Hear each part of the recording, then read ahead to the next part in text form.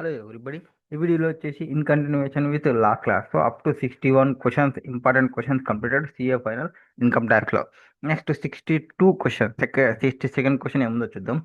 Rajesh regularly file చేస్తున్నాడు. అతని యొక్క రిటర్న్ ఆఫ్ ఇన్కమ్ ఎలక్ట్రానికల్గా ఫైల్ చేస్తున్నాడు. Okay.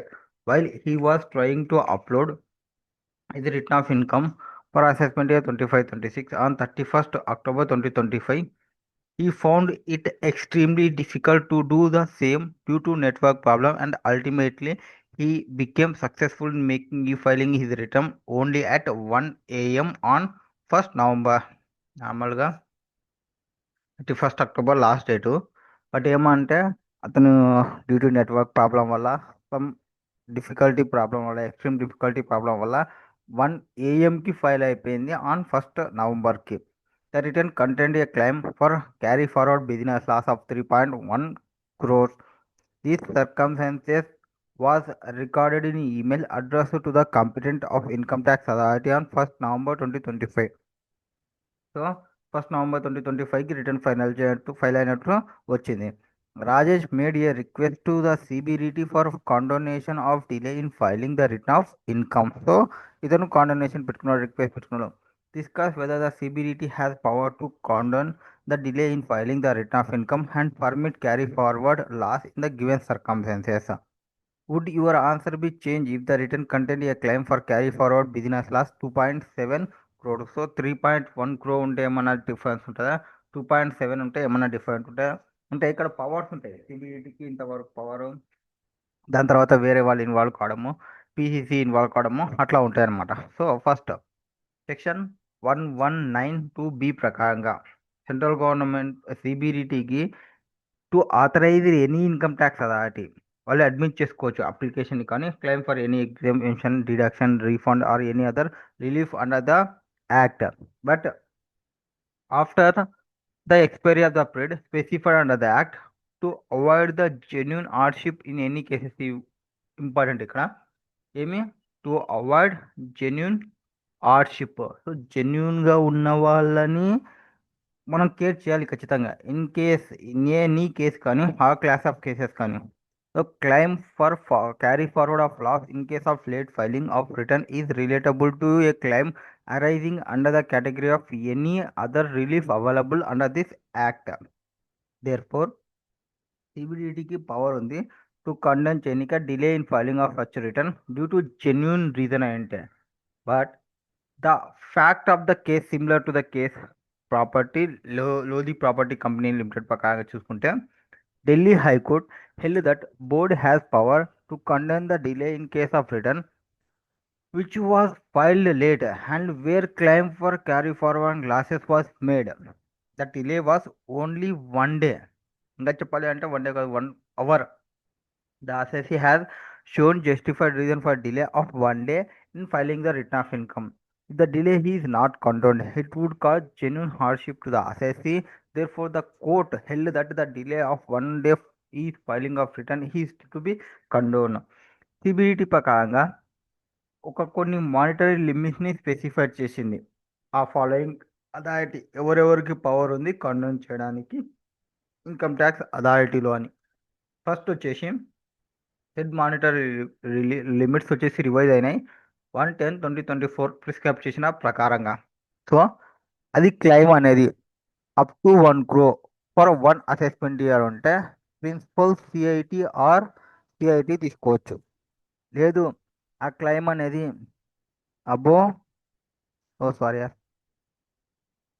Above 1 crore up to 3 crore for any financial assessment year ఉంటే 1 అసెస్మెంట్ ఇయర్కి సిసిఐటి తీసుకోవాలి. And where claim is above 3 crores ఉంటే అప్పుడు ప్రిన్సిపల్ సిఐటి వాళ్ళు తీసుకోవాలి. So applying the rational of the above court ruling to the classification given by CBDT circular to the case of the hands the PCCIT. అంటే మనకి 3 crores అవ్వకపోతే PCCIT పోవాలి principal commissioner దగ్గర, power to condone the delay in filing. So మనోడు ఎక్కడ apply చేసుకున్నాడు, authorized empower authorized 30 November. Rajesh made a request to CBDT for condonation. So సిబిడిటీకి అని చెప్పినారు. ఇక్కడ ఎవరికి ఉంది? Filing return of income mister Rajesh and permit to carry forward of business loss 3.1 crore since the delay of 1 hour was due to genuine and justified reason, that is network problem, while e-filing the reason. Based on the circular mentioned above, if the claim of carry forward of business loss is 2.7 crores అంటే second కేసుకి వెళ్ళిపోతుంది, సిసిఐటికి వచ్చేస్తారు. అప్పుడు then chief commissioner of income tax has power to condemn the delay. First of principal commissioner and లేదంటే 1 crore to 3 crores ఉంటే CCIT, where claim is about 3 crores ఉంటే principal CIT permission ఉండాలి. Next, the business premises of Ram Bharosa limited. Okay, Ram Bharosa limited, the resident have 2 of its directors in Delhi what searched. So company ఉంది, ఆ company యొక్క directors యొక్క హౌస్లో search జరుగుతుంది ఒక 2 directors దగ్గర. The search was concluded on 9/8/2024కి కన్క్లూజన్ వచ్చింది. And following were also seized beside other papers and records. So మనం ఎవరు? రామ్ భరోసా లిమిటెడ్ వాళ్ళ డైరెక్టర్స్ జరిగిన దానిలో ఈ పేపర్స్ని వాళ్ళు సీజ్ చేసినారంట. ఏంటివి ఆ పేపర్స్ అంటే, paper found in the drawer of an accountant relating to Sri Krishna limited Mumbai indicating the details of various business transactions. However, Rambasa Limited is not having any direct or indirect connection in any nature with these transactions, and Sri Krishna Limited Mumbai and its directors. So ఇక్కడ ఈ రామ్ భరోసా కంపెనీకి ఎటువంటి relationship అనేది లేదు శ్రీకృష్ణ లిమిటెడ్కి సంబంధించి. ఆ paper దొరికినవి. Next, jewellery worth 5 lakhs from the bedroom of one of his director, which was claimed by him to be his married daughter. So అది వాళ్ళ మ్యారీడ్ డాటర్కి సంబంధించని చెప్తున్నారు. ఓకే, పేపర్స్ రికార్డింగ్ సర్టెన్ ట్రాన్సాక్షన్కి సంబంధించి. ఓకే, ఏమంటున్నారు అక్కడ?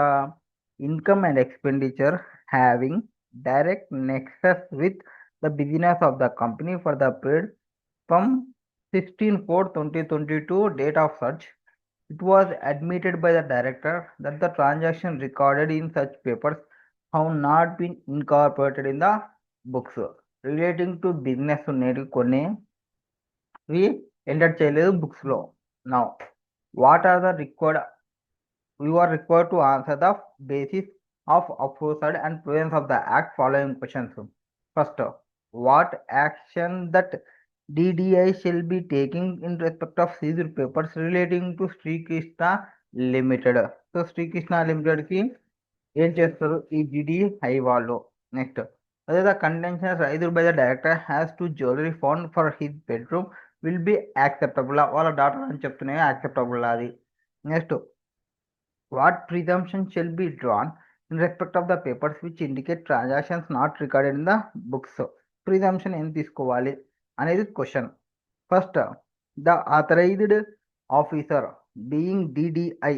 సో అతను authorised బీబీ DDIకి సంబంధించిన వర్తనం ఏం చెప్తున్నారు? ఫస్ట్ పేపర్ సీజ్ చేసినారు కదా relating to this company shall be hand over by him to the assisting officer having jurisdiction over the Sri Krishna Limited Mumbai within a period of 60 days from the date of which last of the authorization for such was executed for taking further necessary action thereon. ఏం చేయాలి? Srikrishna limited అనే company అయితే అన్నోచోట ఉంటుంది కదా, అది ముంబైలో ఉందంట. So ఆ ముంబై జ్యూరిడిక్షన్కి సంబంధించిన అసెసింగ్ ఆఫీసర్కి ఈ పేపర్స్ని తీసుకొని పోయి ఇవ్వాలి. ఎన్ని రోజుల లోపల ఇవ్వాలి? విత్ ఇన్ 60 days లోపల. Next, the contention raised by, ఏమని చెప్పినాడు? అవి వాళ్ళ డాటర్ అని raised by the director will not be acceptable because as per the provisions of subsection 4A(1) of section 132 where any books of account, other documents, money, bullion, jewelry or other valuables are found in the possession or control of any person in the course of such then in respect thereof it may be presumed that the same belonging to that person. ఎవరింటికైతే పోయి check చేస్తున్నామో ఆ పర్సన్గానే check చేసుకుంటాము.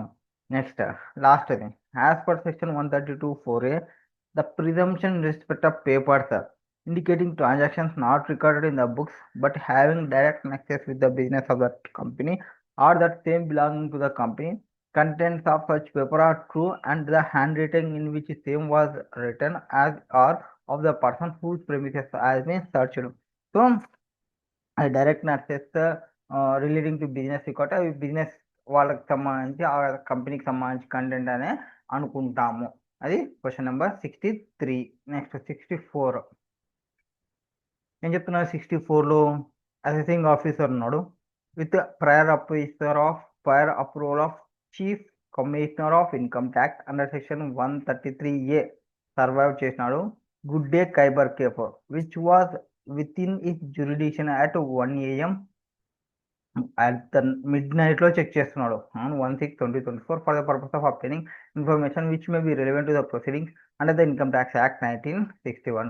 The Khyber Cave is kept open for business every day between 2 PM to 2 AM. So afternoon 2 PM open చేసి night 2 AM వరకు ఉంటుంది. So 1 AM వెళ్ళిపోయి చెక్ చేయడానికి పోయినారు.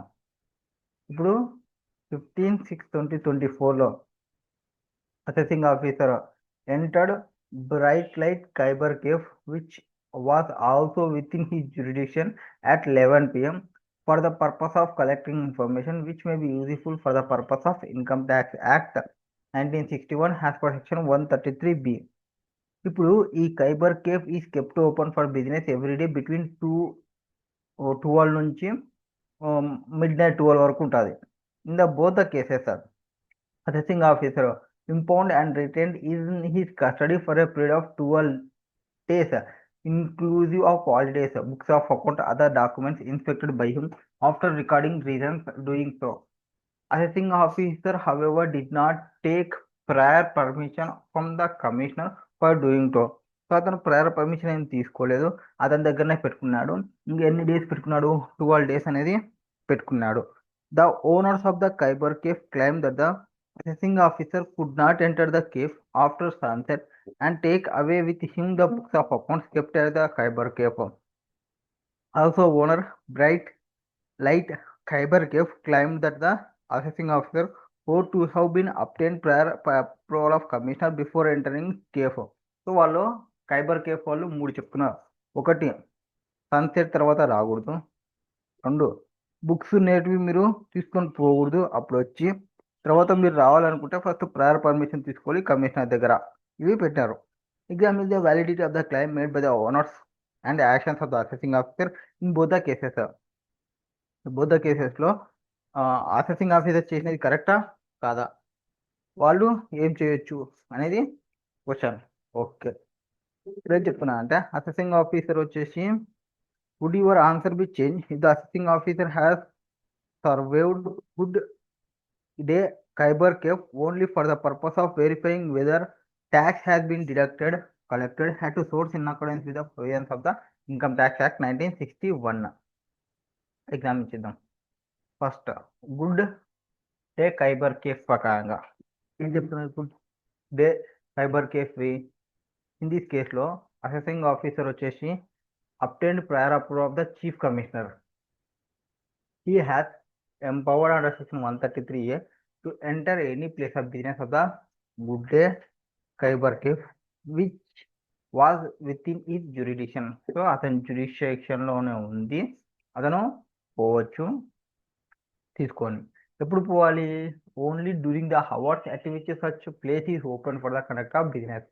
It is only in case he wishes to enter any other place other than place of business. He has to do so before sunset. Place of business కాకుండా వేరే ప్లేసెస్కి ఏమైనా పోవాలి అంటే, వేరే చోట ఇన్ఫర్మేషన్ ఉందంటే బిఫోర్ సన్సెట్కి చూసుకోవాలి. నార్మల్గా అయితే టైమింగ్ బిజినెస్ అవర్స్ టైమింగ్ ఏదంటే దాని ప్రకారం పోవాలి. నెక్స్ట్ ఇక్కడ గుడ్ డే ఖైబర్ కేఫ్ వచ్చేసి ఓపెన్ చేస్తారు ఫ్రమ్ 2 PM నుంచి 2 AM వరకు ఫర్ ద కనెక్ట్ ఆఫ్ బిజినెస్కి. So assessing officer enter the Khyber cafe at 1 AM which falls within the working hours of the Khyber Cave Therefore, the claim made by the owner of Good Day Khyber Cafe to the effect that the assessing officer could not enter cyber is not correct. అది correct కాదు. Next further తర్వాత papers పెట్టుకునేది assessing officer ఎన్ని రోజు 12 days ఏమనుకుంటున్నాడు may impound and then in his custody for such period has he think fit any books of account or other documents inspected by him. However, he shall not impound any books of account or other documents except after recording ఖచ్చితంగా recording చేయాలి reasons ని for doing so and he shall not retain in his custody any such books of account or other documents for a period exceeding 15 days exclusive of holidays. మనోడు inclusive of holidays 12 days పెట్టుకున్నాడు without obtaining the approval of the prior principal commissioner chief commissioner కానీ chief commissioner కానీ principal director general కానీ director general కానీ principal commissioner కానీ principal director they of other case may be. So in this case, since the assessing officer has recorded his reason for impounding and period of retention is only 12 days, అది కూడా inclusive of holidays, prior approval of higher authority అనేది required కాదు. Next ఇది కూడా hence action of the assessing officer in entering the premises at 1 AM and impounding and retaining books of account and other document inspected by him for 12 days is within the provision survived conferred on him under section 133A. Next, however, ఇంకో question అడిగినా కదా, however, in case of assessing officer at surveyed the Khyber Cafe only for the purpose of verifying whether tax has been collected at source in accordance with the provisions of the Income Tax Act, then he cannot impound and retain books of accounts inspected by him by virtue of restrictions laid down in section 133A to A. Just check చేయడానికి పోయింటే check చేయాలి అంతే. Next bright light Kyber cafe వీళ్ళు ఏం చెప్పినారు 133 ప్రకారంగా empowers income tax authority to enter any place, ఏ place కైనా పోవచ్చు, place of business doing the business hours at which such place is open for conduct of business for the purpose of collecting information which may be useful for purpose of Income Tax Act 1961. Khyber Cafe is open for 12 noon to 12 midnight for the conduct of business. So the assessing officer entered the hotel at 11 PM which fell within the working hours. Thus the claim made by the Khyber Cafe owner to the effect that the assessing officer could not enter the Khyber Cafe after sunset is not in accordance with the law. Also, section 133B, the prior permission of commissioner or any other higher authority is not required. Just దానికోసం prior permission ఏం అవసరం లేదు. Next తర్వాత అతని దగ్గర books పెట్టుకున్నాడు. Section 133B3 ప్రకారంగా ఇందాక నేను చెప్పినాము, provide that assessing officer acting under this section shall on no accounts remove or cause to be removed for the place of where he has entered any books of account. In view of this clear prohibition in section 133B3, the action of assessing officer is impounding and retaining with him the books of accounts kept at the bright light Khyber Cafe is not valid in law. In view of this clear, assessing for prior permission అవసరం లేదు పోవడానికి. Provide that assessing officer acting under this section shall on account removal causes to remove from place wherein he entered any books of account తీసుకోకూడదు. So prohibition అనేది ఉంది 133B కింద పోయినప్పుడు. 133B కింద పోయినప్పుడు ఇక్కడనేమో 133A కింద పోయినాడు కాబట్టి నో ప్రాబ్లం తీసుకోవచ్చు. 133B కింద పోయినప్పుడు ఏం తీసుకొని రాకూడదు, తీసుకొచ్చినాడు not valid in law. Retaining with him the books of account kept at brighter light Kyber cafe is not valid in law. Next 65 question, examine whether the following persons are required to file return of income for assessment year 25-26, giving brief reasons for your answer. Reasons కూడా ఇవ్వండి, వీళ్ళు return filing చేయాలన్నా వద్దా అనేది question. Okay, first mister Albert, aged వచ్చేసి అతనికి 31 years ఉంది, అతని టర్న్ ఓవర్ వచ్చేసి 70 lakhs ఉంది. For the previous year 24-25 and whose total income computed has for books of account is 2 lakhs. So total income 2 lakhs వచ్చింది, టర్న్ ఓవర్ ఏమో 70, income ఏమో 2 lakhs. This is first year of his business. He has no other income. He is not claiming any deduction under chapter 6A, 10A and does not up to section 115BC. Already ఆ amount అనేది ఒక 50 lakhs exceed అయింది కాబట్టి 60 lakhs exceed అయింది కాబట్టి yes mister Albert is required to file his return of income. ఎందుకు? As per section 139(1)B ప్రకారంగా an individual is required to file his return of income if his total income without giving effect to deductions ఇయ్యక ముందుకు chapter 6A deductions కావచ్చు, section 10A deduction కావచ్చు, అవి exceed అయితే ఇది basic exemption లిమిట్కి. But మనం ఏమి ఎగ్జిట్ కాలేదు బేసిక్ ఎగ్జామ్షన్ లిమిట్కి. In this case mister Albert total income 2 lakhs is lower than the basic exemption limit, that is 2,50,000 కంటే తక్కువ ఉంది. However person referred in section 139(1)B who is not required to file his return of income on account of his total income being lower than the basic exemption limit would be required to file return of income if inter area is turnover of business exceeding 60 lakhs. So మీ turnover అనేది 60 lakhsకి పైన ఉంటే ఈవెన్తో మీ total income basic exemption లిమిట్కి కూడా తక్కువ ఉన్నప్పటికీ మీరు ఇన్కమ్ ట్యాక్స్ రిటర్న్ని ఫైల్ చేయాల్సిందే. సో మన Albert turnover for the business for the 24కి 70 lakhs ఉంది కాబట్టి he has to file return of income. అతను రిటర్న్ ఆఫ్ ఇన్కమ్ ఫైల్ చేయాల్సిందే. Next second one, mister Ashish age వచ్చేసి 42 years, గ్రాస్ రిసిప్ట్స్ వచ్చేసి 5 lakhs, from profession and profit and gains 2.5 lakhs complete చేసినారు.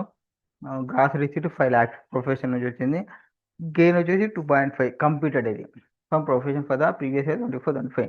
In addition ఈ has interest 4 lakhs, so 2.5 + 4 6.5 on fixed deposit and 50,000 from saving bank account. He does not up to 2.4 6.5 7, so మొత్తం 7 lakhs అతనికి వచ్చిన income. Gross receipts ఎంత? 5 lakhs. Okay, వాళ్ళు return file చేయాలంటే yes absolutely return file చేస్తుంది. Yes mister Ashish is required to file is return of income because mister Ashish total income without giving effect of chapter 6 reductions వచ్చేసి 7 lakhs వచ్చింది. ఎట్లా? 2.5 + 4 + 0.5 ఇంకా deductions ఏమి ఇలా డిడక్షన్స్ ఇవ్వకముందుకి 7 lakhs వచ్చింది. అంటే అతని యొక్క gross total income exceed the basic exemption. So he is required to file his return of income as per section 139(1)B. The threshold limit of 10 lakhs for gross receipts in profession has been looked into only in a case where the individual అతని turn over అంటే ఇందాక మనం ట్రేడింగ్కి అయితే 60 lakhsకి చూస్తాము, ప్రొఫెషన్కి అయితే 10 lakhs చూస్తాం అన్నమాట. Looked into only in case where an individual referred in section 139(1)B is not required to file his return of income. But మనోడు ఫైల్ చేయాల్సినది వచ్చింది కాబట్టి ఇంకా మళ్ళీ టర్న్ ఓవర్తో పని లేదు. నెక్స్ట్ ట్రేడింగ్ ఆఫ్ గూడ్స్ అయితే 60 lakhs, ప్రొఫెషన్ అయితే 10 lakhs చూసుకుంటాము ఒకవేళ below basic examination limit income ఉన్నప్పుడు. నెక్స్ట్ మిజర్స్ ఏబీసీ అనుకో ఒక లా ఫర్మ్, దాని యొక్క గ్రాస్ రిసిప్ట్ ఫ్రమ్ ప్రొఫెషన్ వచ్చేసి 9 lakhs ఉంది. సో ఇది ఫమ్ కాబట్టి ఖచ్చితంగా రిటర్న్ ఫైల్ చేయాల్సిందే, దానికి ఎగ్జామ్షన్ ఏం లేదు. ఎస్ మిజర్స్ ఏబీసీ అనుకో is required to file his return of income as per section 139(1)A. A firm is compulsory required to file his return of income. The threshold limit of 10 lakhs for gross receipts in profession is relevant only for a person other than the company or firm. Next, fourth one, ఎవరు ఉన్నారు? XYZ Private Limited, which has incurred expenditure of an amount 95,000 towards consumption of electricity in the financial year 24-25. So incur అయినారు expenditure ఎంత? 95,000 power కన్జంప్షన్కి. వాళ్ళు file చేయాలంటే first వీడు private limited company కాబట్టి first compulsory file చేయాలి. Yes XYZ Private Limited is required to file his return of income as per section 139(1). A company has mandatorily filed his return of income. The condition of filing return of income where expenditure towards consumption electricity exceed 1 lakh applies to person other then company or firm. Normal individual person అయితే 1 lakh consumption కానీ exceed అంటే వాడు file చేయాలి. ఆ provision అనేది కంపెనీలకి ఫర్మ్లకి applicable కాదు. Next fifth one, mister Vallish, aged ఎంత? 58 years, who has deposited 50 lakhs in his saving bank account with SBI on 28th March 2025. The said sum was received as gift from his son. Okay, deposit చేసిన 50 lakhs in his saving bank account కి with SBI on 28th March 2025. The said sum was received as gift from his son, Mr. Rishi, aged 30 years, who is employed in a company. Mr. Wallish used the said sum to purchase a flat for 30 lakhs on 25th April 2025 for self-resident. ఎక్కువ ఏముందంటే ఒక 58 years person ఉన్నాడు, 50 లక్షలు deposit చేసుకున్నాడు అతని యొక్క saving బ్యాంక్లో. ఆ సెడ్ సమ్ ఎక్కడి నుంచి వచ్చిందా అంటే గిఫ్ట్ తీసుకున్నాను వాళ్ళ కొడుకు నుంచి అంటున్నాడు. Mister Valish use the said sum to purchase flat for 30 lakhs. So 50 lakhs deposit చేస్తున్నాడు కదా, 30 lakhs వచ్చేసి ఏదో ఫ్లాట్ కొనుక్కున్నాడు. And 25th April 2025 for self residence కోసం the balance money was transferred to 1 year fixed deposit and 28th April 2025. Mr. Wallish does not maintain any other bank account. He is not in receipt of any other source of income other than interest on this fixed deposit. He does not opt to section 115 BSE. ఇతను return file చేయాలంటే yes return అనేది file చేయాలి. ఎందుకు? Gift వచ్చింది అన్నాడు, కరెక్టేనా? ఎంత వచ్చింది? 50 లక్షలు వచ్చింది. ఎవరి దగ్గర నుంచి వచ్చింది? Received from son. అది ట్యాక్సబుల్ కాదు. ఎందుకు? అండర్ సెక్షన్ 56(2)(10) ప్రకారంగా రిలేటివ్ దగ్గర నుంచి గిఫ్ట్ రిసీవ్ చేసుకుంటే ఈవెన్ అమౌంట్ అనేది 50,000 ఎక్సీడ్ అయినా ట్యాక్సబిలిటీలోకి రాదని చెప్పినాము కాబట్టి. జస్ట్ సెకండ్ యార్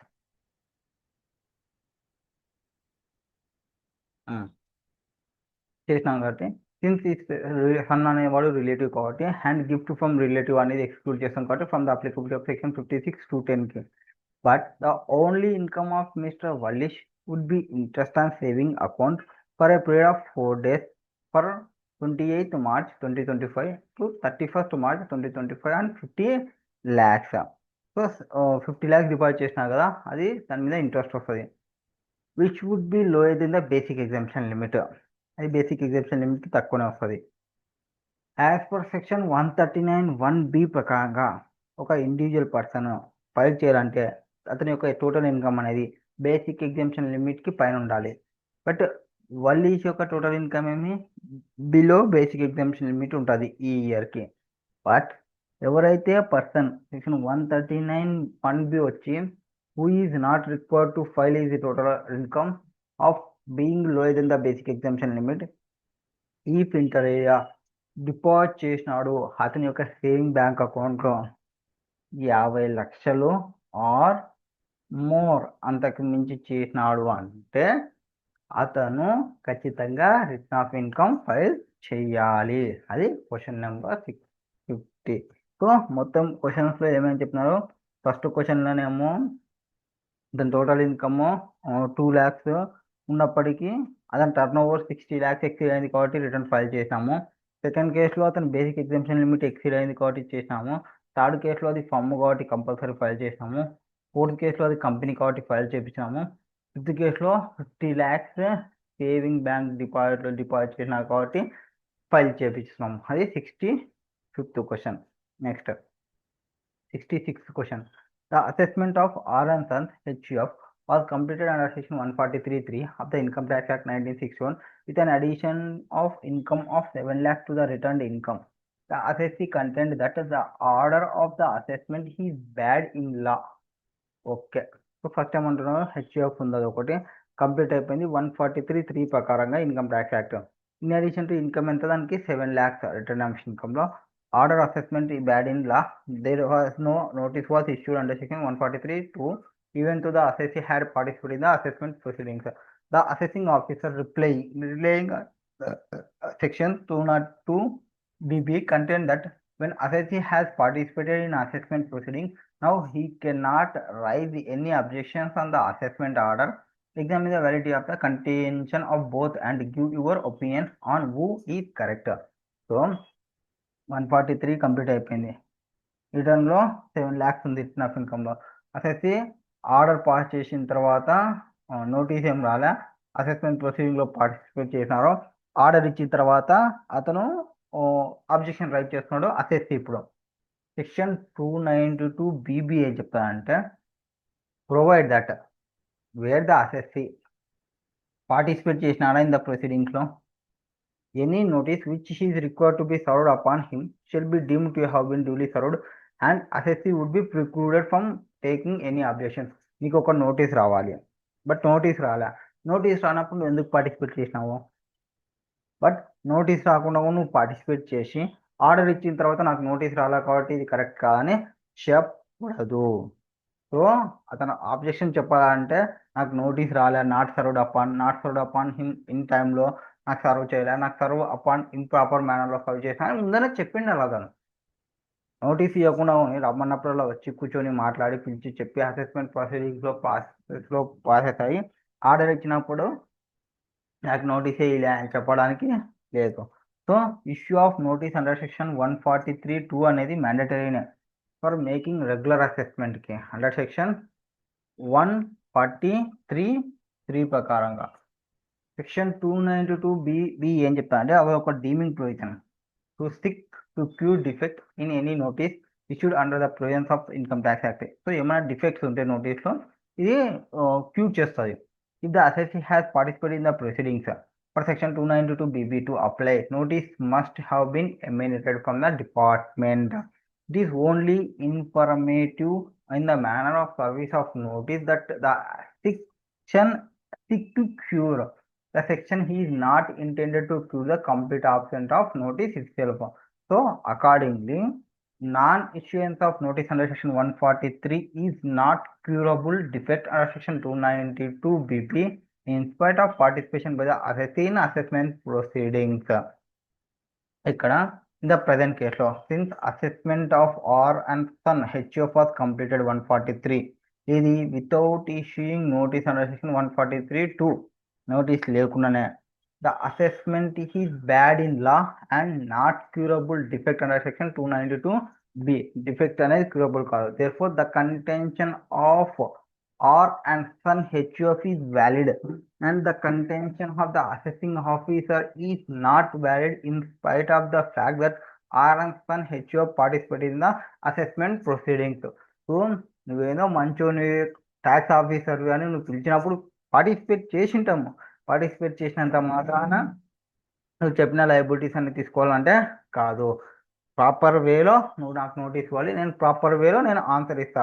నార్మల్గా మీరు అడిగినారు, నేను చెప్పినాను, పార్టిసిపేట్ చేసినంత మాత్రాన కరెక్ట్ కాదు. So assessing officer is not valid in spite of the fact that R and son HUF participate in the abiding. So contention of R and son HUF అనేది వ్యాలిడ్. సో కంపల్సరీగా notice అనేది issue చేయాలి. Next question number 67. Answer any of the 2 following 3 sub parts. So 3 నుంచి any 2 అంట, మనం 3 చదువుతాం అనుకో, వేరే విషయం.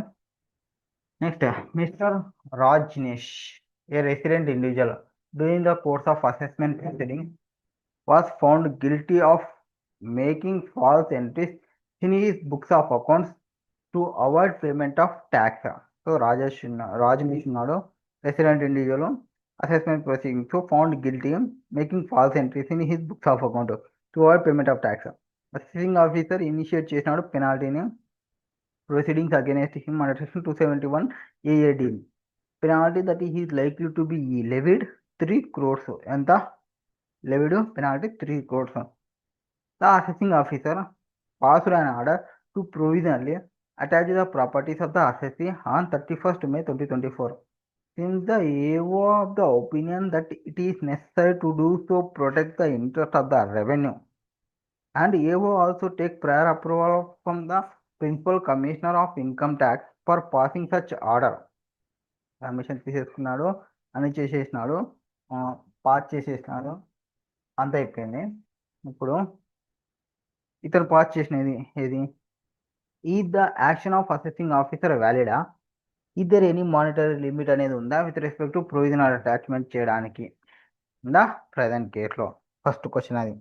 తర్వాత assume all the procedure aspects of provisional attachment has been met, discuss the validity period of such provisional attachment. ఒకవేళ provisional attachment చేస్తే ఎన్ని రోజులు చేయొచ్చు అనేది నెక్స్ట్ పాయింట్. తర్వాత is there any option available to Rajneesh where provisional attachment చేసింటే అన్నీ seize చేస్తుంటే అతను ఏమైనా జిరాక్స్ తీసుకోవడానికి కాపీ తీసుకోవడానికి అనేది ఆప్షన్ ఏమైనా ఉందా ప్రాపర్టీ అటాచ్మెంట్ అవాయిడ్ చేయడానికి? Explain the reasons. So first చూసుకుంటే first answer yes, the action of assessing officer valid. So assessing officer చేసినది correct. Since assessing officer is empowered to provisionally attach any property of the assessee. Assess యొక్క ఏ ప్రాపర్టీనైనా attach చేయొచ్చు. ఎట్లా? By order in writing ఉండాలి. During the pendency of assessment or reassessment proceedings any income which has escaped or for imposition of penalty under section 271 AAD penalty liable for false entry in the books of accounts. So అతను attachment చేయొచ్చు with prior approval of PCC కానీ, CC కానీ, PC కానీ, DG కానీ, PD కానీ, D of income tax వాళ్ళకి prior approval తీసుకొని. If he is of the opinion that it is necessary to do so for the purpose of protecting the interest of the revenue. So revenue వాళ్ళ ఇన్కమ్ని protect చేయడం కోసం అతను attach చేయొచ్చు. So such provisional attachment can be made where the amount or aggregate amount of penalty likely to be imposed under section 271 exceeds 2 crores. 2 crores ఉన్నప్పుడు provisional attachment అనేది చేయొచ్చు, likely to be impose చేయొచ్చు 271 AAD. Next, the provisional attachment shall be valid till 30/11/2024 for a period of 6 months from the date of order. ఎంతవరకు provisional attachment చేయొచ్చు? ఒక 6 monthsకి provisional attachment అనేది చేయొచ్చు. The said period may be extended for total period not exceeding 2 years or 60 days after date of assessment or reassessment whichever is later. So assessment జరిగింది are reassessment జరిగింది, అక్కడ నుంచి 60 days కానీ ఆర్ ఫ్రమ్ బిగినింగ్ నుంచి 2 years కానీ whichever is later, దాని ప్రకారంగా అతను అటాచ్మెంట్ అనేది చేయొచ్చు. నెక్స్ట్, మిస్టర్ రాజేష్ అతను ఏం చేయొచ్చు అంటే ప్రొవిజనల్ అటాచ్మెంట్ చేస్తున్నప్పుడు ఒక గ్యారంటీని ప్రొవైడ్ చేసి, ఎవరి నుంచి ప్రొవైడ్ చేయాలి గ్యారంటీని? ఫ్రమ్ ఒక షెడ్యూల్ బ్యాంక్ నుంచి ప్రొవైడ్ చేసి, ఎంతకి? Not less than the fair market value of such provisional attached property or for an amount which is sufficient to protect the interest of revenue such provisional attachment can be revoked. So guarantee ఇచ్చి ఆ provisional అటాచ్మెంట్కి పక్క తీసి పెట్టుకోవచ్చు, revoke చేయొచ్చు provisional attachment చేయకుండా. Schedule బ్యాంక్లో guarantee పెట్టి, సార్ మీరు అసెస్మెంట్ కంప్లీట్ చేయండి, అసెస్మెంట్ చేసిన తర్వాత చూసుకుందామని చెప్పొచ్చు. Next, please answer the following questions covering aspects relating to issue involve provisions applicable, analysis and conclusions as per latest court ruling. The assessee Mr. PQR LLP ఒక registered LLP engaged in the wholesale and retail trade of beverages. Turnover tax paid to the state government. assessee debit చేసినాడు 5 crores to profit and loss account in respect of surcharge of sale tax and turnover tax paid to state government. The assessment order under section 143(3) of the Income Tax Act, the assessing officer made an addition of 5 crores on account of disallowance of surcharge of sale tax and turnover tax of returned income. అదే dissolved expenditure అని వాళ్ళు add back చేస్తున్నారు, dissolve చేసి add back చేస్తున్నారు. Okay, now the assessee content that the order of the assessment is bad in law as no notice was issued under section 143(2). Even though the assessee had participated in the assessment proceedings, the assessing officer relying on section 292(b) contain that when assessee has participated in the assessment proceeding, now he cannot write any objection on the assessment order. On the basis of relevant case law, validity ఏంది చెప్పండి. First notice అనేది issue చేయాలి. So issue వచ్చేసి issue under consideration is whether the participation by the assessee in assessment proceedings would make the omission to issue notice under section 143 to is curable defect on account of deeming provisions under section 292 b. So 292 bb కింద curable చేస్తారా ఆ defect ని. 192 bb ఏం చెప్తుంది, notice అనేది required to be served upon assessee shall be deemed to have been duly served and assessee would be precluded from taking any objections. That notice was not served upon him or not served upon him in time, served upon him in an improper manner. So if he had appeared in any proceedings or cooperated in inquiry relating to assessment or reassessment, ఇక్కడ where any scrutiny proceedings is proposed to be taken for completion of assessment under section 143(3), notice under section 143(2) should be served on the assessee within prescribed time. So ఇక్కడ 143(2) అనేది mandatory for making regular assessment section 143(3) కింద. Section 292 BB deeming provision ఏం చెప్తుంది, queue చేసే defect of any notice issued under the any provision of the income tax act. If assessee has participated in the proceeding for section 292 bb to apply, the notice must have emanated from the department నుంచి emanate అయి ఉండాలి. It is only informative in the manner of service of notice that section 6 to cure.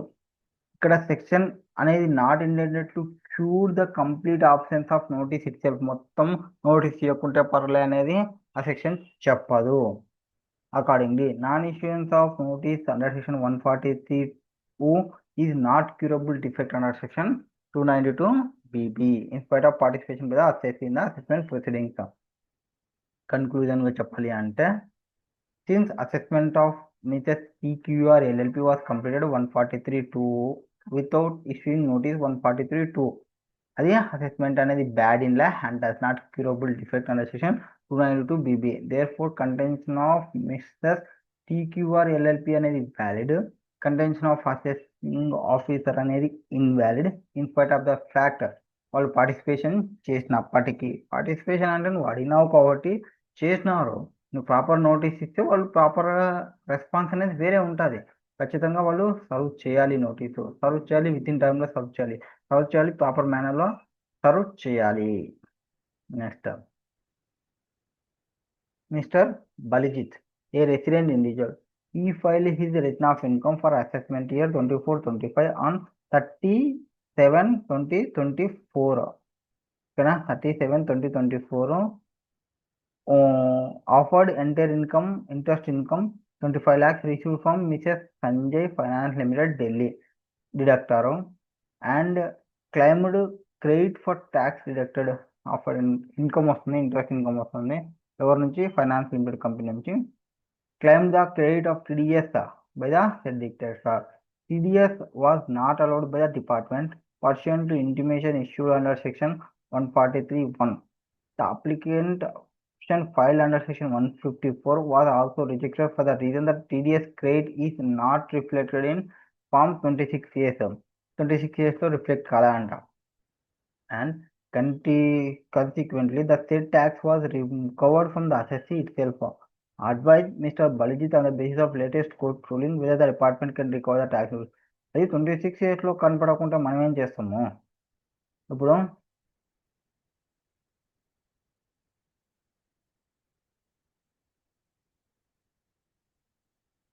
First, deduction of tax at source is one of the method collecting the tax. నార్మల్గా అది collection చేసుకోవడానికి ఒక method. The tax deducted at source is part of the assessed income and therefore gross amount is included in the total income and offered the tax and it has on this premise that the tax deducted at source would have to be treated as tax paid on behalf of the assessee. నార్మల్గా ఏమిది tax collect చేసుకోవడానికి ఇది ఒక method. అంటే దానికి సంబంధించిన ఇన్కమ్ని offer చేసి తర్వాత ఆ ట్యాక్స్ని తీసుకోవచ్చు. Section 205 provides for restriction against direct demand on assessee to the extent to which tax has been deducted from that income. So restriction ఏమి ఇక్కడ against direct demand on assessee to the extent to which tax has been deducted from the income. There is no recovery of TDS can be made from the deductee. Recovery ఎక్కడ నుంచి deductee నుంచి కాదు.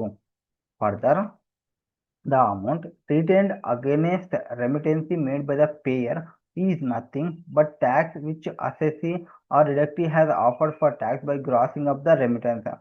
If credit is not given, the department would ending up doing indirectly where they or cannot do directly. So recover tax directly from the taxee. ఇక్కడ assessee followed resume put in the place in the act for collecting tax albeit through an agent that is deducted of the government. ఇక్కడ recovery proceedings అనేది only be initiated against the deductor. Has deductor of an agent for collecting tax అతను fail అయితే deposit the tax.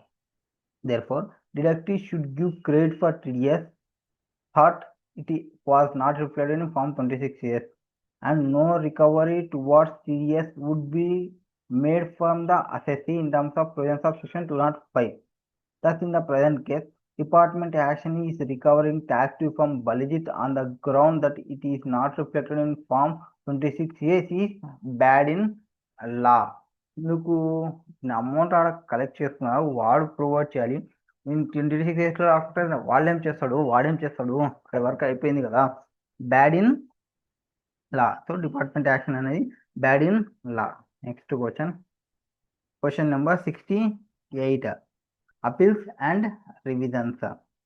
A petition for stay of demand was filed by XYZ Limited. So company demand file చేస్తుంది before ITAT Income Tax Appellate Tribunal in respect of disputed demand for which appeal was pending before it. ఇక్కడ ఏం జరుగుతుంది, ITAT before ITAT ముందర disputed demand for which appeal was pending before it. The appellate tribunal granted stay wide order dated 1/1/2024 for a period of 180 days from the date of such order and deposit వచ్చేసి 20% of the amount of tax. అప్లెట్ tribunal ఏం చేసింది, ఆర్డర్ని ఇచ్చింది 1/4/25కి పీరియడ్కి 180 డేస్కి from the date of such order ఒక 20% deposit చేయించుకొని XYZ Limited. Thereafter, the bench was functioning independently till 1/2/2026 వరకు. First ఏమి స్టే ఇచ్చింది ఎప్పుడు 1/1/2025కి. ఎన్ని డేస్కి, 180 డేస్కి. 1/2/2026లో ఏదో చేస్తున్నారు. And disputed matter could not be disposed, ఇంకా డిస్పోజ్ కాలే. In the mean while in June 2025, XYZ had made an application for extension of stay and granted extension of stay up to 31/12/2025. ఇక్కడ 180 డేస్ ఇచ్చింది కదా, దానికి మళ్ళీ extension apply చేస్తున్నారు. 31/12/2025 వరకు వచ్చింది.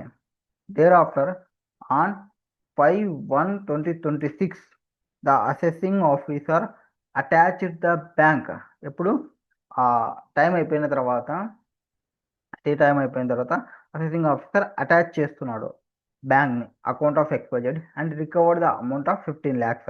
So 15 lakhs against the arrear of demand of 25 lakhs. 25 lakhs గాను 15 lakhs attach చేసుకున్నాడు. The company requested the assessing officer to refund the amount has it hold to stay over it. The assessing officer however rejected the contention of the assessee, stating that the stay period expired on 30/12/2025. Already అయిపోయింది, stay period అయిపోయింది అని చెప్తున్నారు. After which order of stay should vacated automatically. Examine the correctness of contention of assessing officer. First ఇక్కడ ఏం జరిగిందంటే, assessee ఉన్నాడు. ఇప్పుడు section 54(2A) ప్రకారం ఏం చెప్పారంటే, అప్లేట్ ట్రిబ్యునల్కి ఆన్ మెరిట్ ఒక ఆర్డర్ పాస్ చేసినారు. ఏదానికి సంబంధించి, ఎనీ ప్రొసీడింగ్ రిలేటింగ్ టు అప్పీల్కి సంబంధించి. అప్పుడు వాళ్ళు ఆర్డర్ పాస్ చేసిన దానికి however such periods to they cannot exceed 180 days from the date of such order, subject to condition that the accessory deposit not less than 20% deposit చేయాలి. 180 days వరకు stay ఇవ్వచ్చు.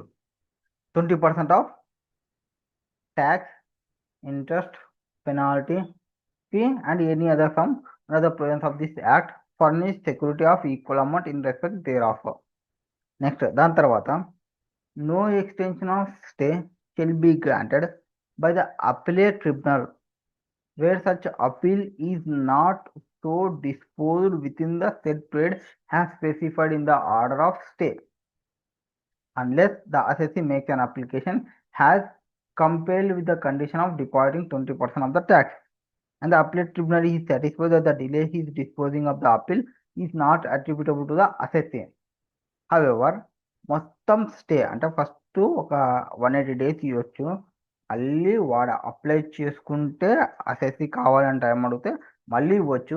But however aggregate period of stay అనేది originally allowed and the period of stay extend చేసినది cannot exceed 365 days. 365 days extend కాకూడదు. 180 days తర్వాత 180 days అంటే 360 days అవుతుంది. 365 days ని మిస్ కాకూడదు. And appellate tribunal has to dispose of the appeal within a period or period of stay so extended or allowed. So dispose చేయాలి ఆ time లోపల. If such appeal is not so disposed of within 180 days or period extended not exceeding 365 days, the order of stay shall stand vacated after expiry of such period or periods only if the delay is disposing the appeal is attributable to the assessee. So it was so held by the Supreme Court. So accordingly, if the appeal అనేది is not heard by the bench due to the bench functioning intermittently, the delay is not attributable to XYZ ఇక్కడ.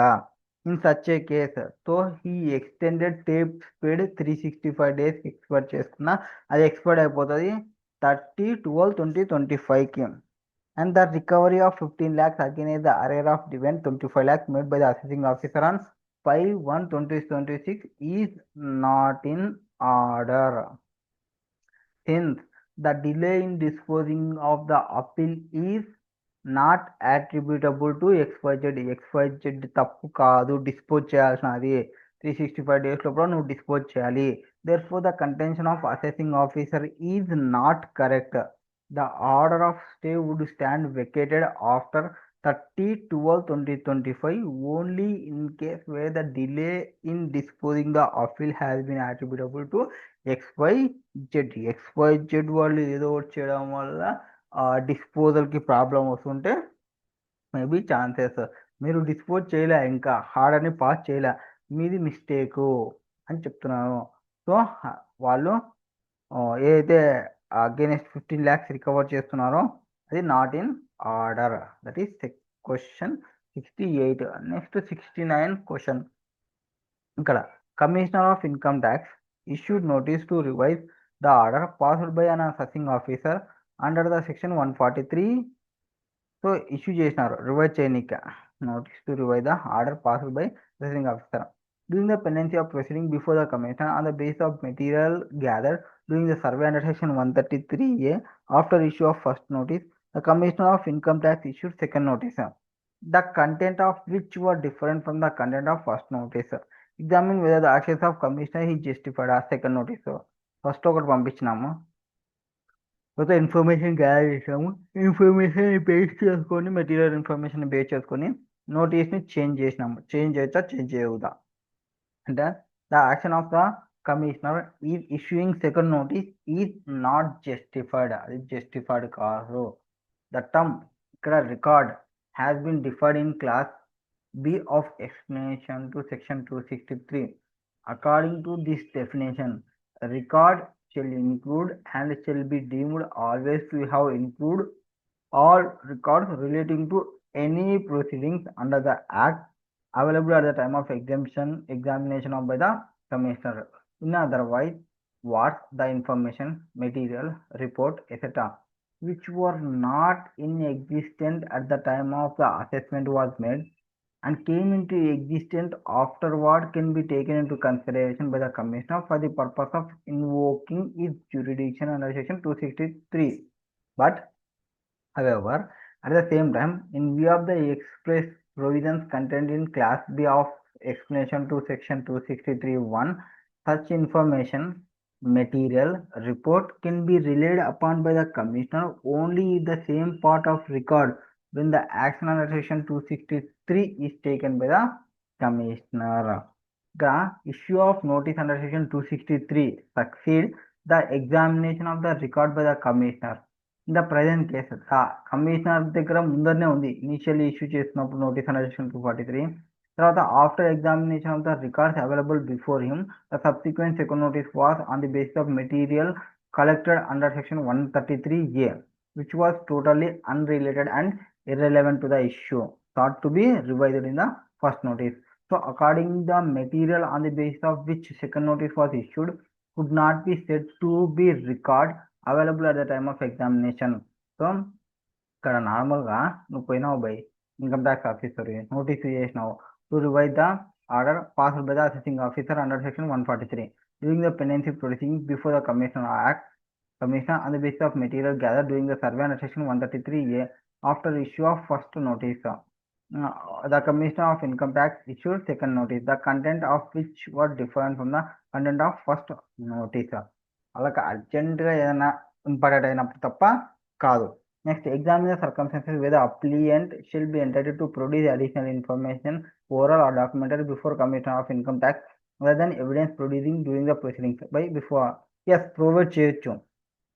Assessing ఆఫీసర్కి ఇస్తే number అనుకుంటే అప్పుడు provide చేయొచ్చు. So as per rule 46A ప్రకారంగా income tax rules 1960 and appellant shall be entitled to produce before the commissioner appeal evidence either oral or documentary other than the evidence produced by him.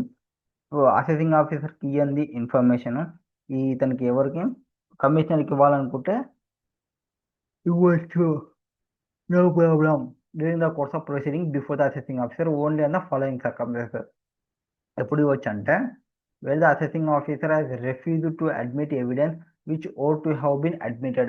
నువ్వు ఇస్తే assessing officer తీసుకోలే, అటువంటి information నువ్వు తీసుకుపోయి కమిషనర్కి ఇవ్వచ్చు. లేదా where the applicant was prevented by sufficient cause from producing the evidence which he was called upon to produce by the assessing officer. So ఇతని దగ్గర సఫిషియంట్ రీజన్ ఉంది, ఆ అసెసింగ్ ఆఫీసర్కి ఇస్తే కొంచెం మార్బుల్ జరుగుతుందని ఏదో డౌట్ ఉంది, ఇట్లా సఫిషియంట్ రీజన్ ఉంది, దానికోసం అతను పెట్టుకున్నాడు, ఇప్పుడు ప్రొడ్యూస్ చేయొచ్చు.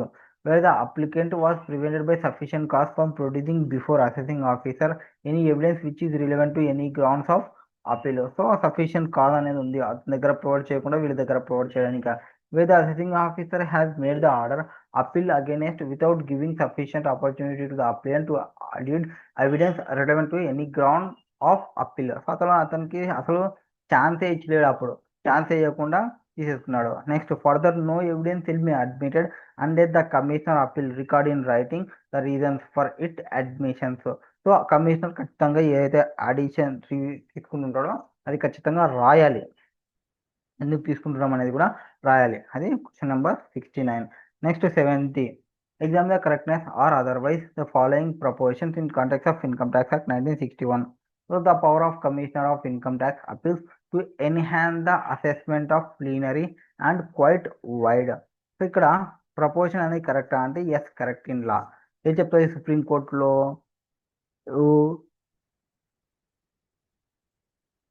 held that disposing an appeal before him the appellate authority can travel over all range of assessment order పోవచ్చు and the scope of his power is co-terminus with that assessing officer.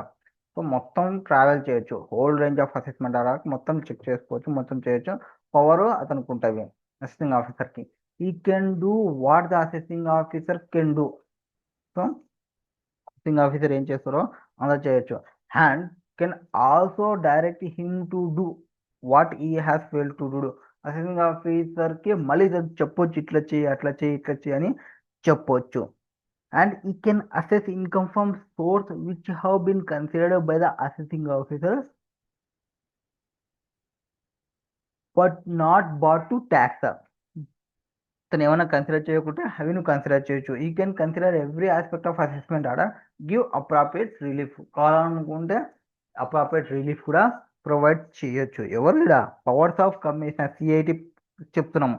అసెస్మెంట్ని enhance చేయొచ్చా అంటే Allahabad court ప్రకారంగా held that the appellate authority is empowered to consider and decide any matter arising out of the proceedings in which the order appealed against was passed, notwithstanding the fact that such matter is not raised before him by the assessee. So appellate authority వాళ్ళు ఏం చెప్తున్నారో empower ఉంది, consider చేసుకోవచ్చు, decide చేసుకోవచ్చు ఏదైనా matter proceedings in which the order appeal అయ్యింటే passed, notwithstanding అంటే ఏవైతే రైట్ చేసినారో వాళ్ళ ముందర ఆ రైట్ చేసినవి వాళ్ళు కన్సిడర్ చేయకుంటే ద కమిషనర్ వాళ్ళు entitle to direct additions in respect of items of income not consider by the assessing officer. Assessing officer ఏవైతే కన్సిడర్ చేయలేనో దానికి ఇప్పుడు డైరెక్ట్ చేయొచ్చు సిఐటి వాళ్ళు. Further the apex court has in case of jute corporations the appellate authority is vested with all plenary powers which the subordinate authority may have in the matter. So the power of CIT is enhancing assessment is very wide and plenary. Wide గా plenary గా ఉంటుంది. Next B at the time of hearing of rectification application the income tax appellate tribunal can reappreciate the evidence produced during the proceedings of the appeal hearing. So rectification application జరుగుతుంది, ITAT వాళ్ళు రీఅప్రిబ్యూట్ చేయమన్నారు ఆ ఎవిడెన్స్కి సంబంధించి. The proposition is not correct as per law. ఎందుకంటే because section 254(2) ఏం చెప్తా అంటే specifically empower the power the appellate tribunal to amend any order passed by it either suo motu కానీ or an application made by the assessee కానీ or assessing property కానీ with a view to rectify any mistakes apparent from the record at any time within 6 months from the end of the month of the order sought to be amended. ఉన్నదాన్ని rectify చేయాలనుకుంటే records నుంచి within 6 months లోపల amendment చేయాలి. The power of tribunal under section 254(2) relating to rectification of its order are very limited. Such powers are confident to rectifying any mistake, ఏదైనా mistake కానీ apparent from the records. The mistake has to be such that for which no elaborative reason or inquiry is necessary. Accordingly, the reappreciation of evidence placed before the tribunal during the course of appeal hearing is not permitted. మళ్ళీ change చేసుకుంటూ ఉంటే కాదు. So it can not readjudicate the issue afresh under the garb of rectification. So నువ్వు ఉన్న information నీకు మొత్తం ఏవైతే provide చేసినారో ఏవైతే ఇచ్చినారో దాన్ని రెక్టిఫై చేసుకుంటూ పోవాలి. అంతేగాని పెట్టిన ప్రతిసారి మళ్ళీ చేంజ్ చేసుకుంటూ వస్తుంటే అటువంటివన్నీ చేంజ్ చేసుకుంటూ ఉండాల్సిన అవసరం లేదు. Question number C. The high court cannot interfere with the factual finding recorded by the lower authorities and tribunal without any valid reason. Court అనేది ఇంటర్ఫియర్ కాదంట ఇది factual finding recorded by the lower authorities and tribunal without any valid రీజన్కి interfere కాదంటే yes చిన్న దానికంతా ఇది interfere కావాలంటే అవసరం లేదు.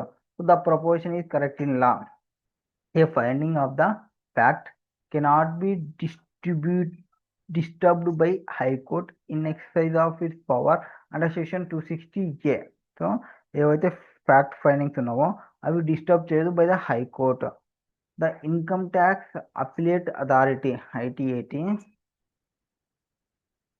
income tax appellate authority is the final fact finding authority and the findings of fact recorded by the tribunal can be interfered with by high court. వాళ్ళు interfere కావాలనుకుంటే ఇంటర్ఫియర్ కావచ్చు హైకోర్టుతోనే అండర్ సెక్షన్ 260A ప్రకారంగా only on the ground that the same were without evidence are material if the finding is contrary to the evidence or pervasive of there no direct nexus between the conclusion of fact primary fact which that conclusion based.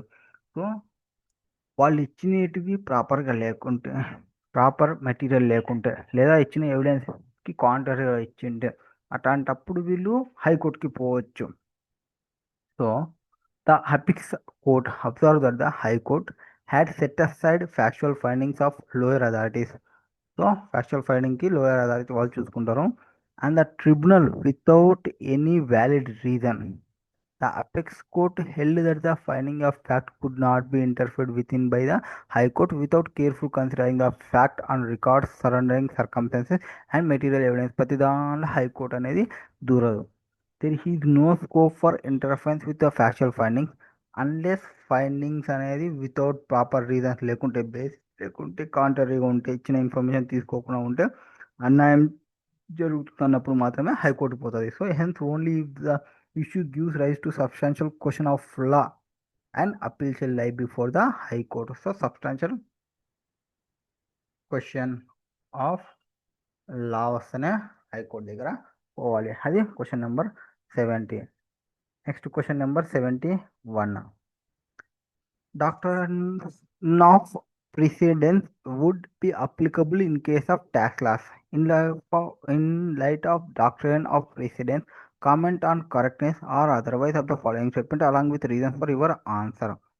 Now, the ratio descend means the rationale for the deciding a case of Supreme Court decision is absolutely binding on all lower courts tribunals authorities. However, the lower court tribunals authorities are not bound by the arbitrary additional remarks or things said by the way of court Supreme Court decisions.